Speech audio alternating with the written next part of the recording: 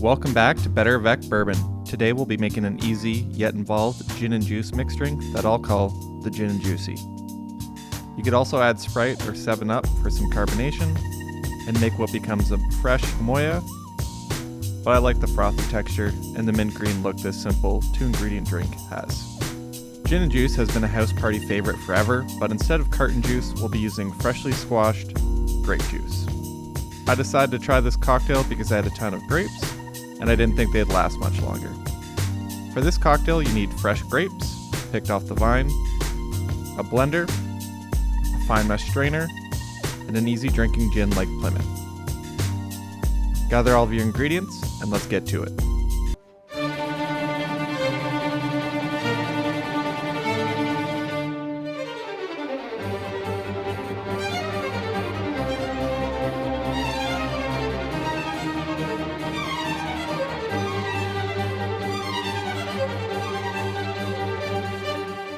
Starting off, grab your blending container and fill it with at least 1 cup of grapes off the vine, and begin blending.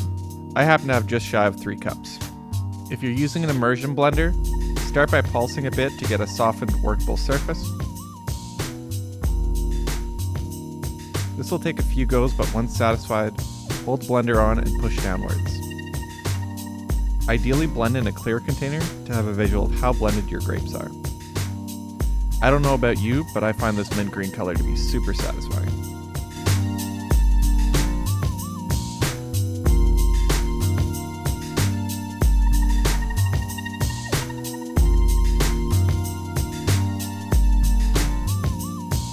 Once there's no visible chunks, blend for an additional 10 seconds to be safe.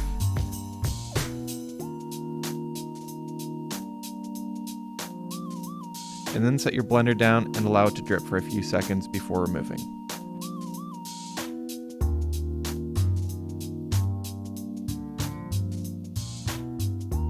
Then grab your fine mesh strainer, a measuring cup or container with a pour spout, and begin pouring your grape mulch through.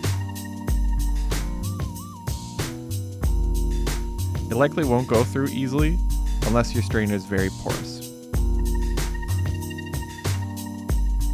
So grab a spoon and begin stirring until satisfied, aka only chunks are left and the juice has been extracted.